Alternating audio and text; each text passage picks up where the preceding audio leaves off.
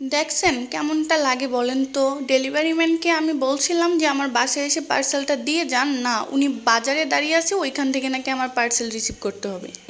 কিন্তু আমি তো অ্যাড্রেস দিছি এক জায়গায়, উনি আসছে আরেক জায়গায়, মানে এক জায়গায় আরেক জায়গায় বলতে আমি তো বাসার অ্যাড্রেস দিছি আর উনি তো আসছে বাজারে। সেই হিসেবে ওনার তো উচিত ছিল পার্সেলটা আমাকে বাসায় দিয়ে আসা। হোম ডেলিভারি মানে কি? হোম ডেলিভারি মানে হোমে দিয়ে আসবে, মানে বাড়িতে দিয়ে আসবে। তো যাই হোক, অনেক কষ্ট করে আমাকে যেতে হলো পার্সেলটা রিসিভ করার জন্য। অনেকটা রাস্তায় আমাকে হাঁটতে হয়েছে। তো পার্সেলটা নিয়ে সোজা আমি বাসায় চলে আসলাম। আমি অনলাইন থেকে কয়েকটা প্রোডাক্টস অর্ডার করেছিলাম, যেটা আমি সব সময় করি। আপনারা জানেন আমি কোনো শপ থেকে পারচেস করি না, বিকজ আমার মনে হয় শপের বেশিরভাগ প্রোডাক্টই নকল। অর্থাৎ আমি লোকাল শপের উপর ডিপেন্ড করতে পারি না। আমি সব থেকে কোনো প্রোডাক্ট কেনার পর আমার কেমন জানি একটু অস্বস্তি লাগে, মনে হয় যে এটা নকল পড়ছে বা প্রোডাক্টটা ভালো পড়ে নাই। আর এরকম অনেকবার হয়েছেও, অনেক নকল প্রোডাক্ট আমার হাতে পড়ছে। তারপর আমি আমার একটা বিশ্বস্ত পেজ থেকে অলওয়েজ প্রোডাক্ট অর্ডার করি, আর সেটা চারিদিকে.com। সেখান থেকে আমি পারচেস করছিলাম স্কিন কেফের একটা মাইসেলার ওয়াটার, যেটা আমি for the first time purchase করেছি। আমি এর আগে স্কিনও মাইসেলার ওয়াটারটা ইউজ করতাম, কিন্তু স্কিনও মাইসেলার ওয়াটারটা তাদের স্টক আউট হয়ে গিয়েছিলো। দ্যাটস ওয়াই আমি স্কিন ক্যাফেরটা অর্ডার করেছি। এটা এখনও আমার ইউজ করা হয়নি, কারণ আমার আগের মাইসেলার ওয়াটারটা এখনও পুরোপুরি শেষ হয়নি, তাই আমি এই প্রোডাক্টের কোনো রিভিউ আপনাদেরকে দিতে পারছি না। তারপর অর্ডার করেছিলাম আরেকটা নায়াসিনামাইড সিরাম। এই সিরামটা খুবই ভালো, খুবই মাইল্ড, আর এটার যে স্মেলটা সেটাও খুবই মাইল্ড। এটার স্মেলটা অনেকটা তালের ডাবের স্মেলের মতো। আর এখানে খুবই অল্প পরিমাণে নায়াসিনামাইড আছে, মানে অল্প পার্সেন্টেজ। যারা বিগিনার আছেন, for the first time use করতে যাচ্ছেন, তারা এটা ইউজ করতে পারেন।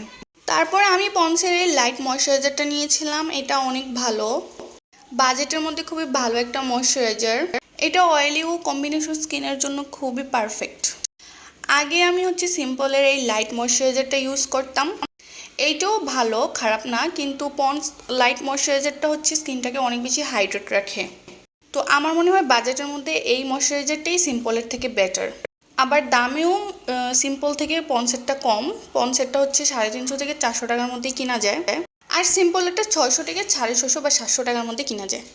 আমার স্কিন কেফের প্রোডাক্ট অনেক বেশি ভালো লাগে। এই যে মাইসেলার ওয়াটারটা আমি এই প্রথমবার কিনেছি, এর আগেও আমি স্কিন কেফের যে ফেস ওয়াশটা ওইটা ইউজ করতেছি।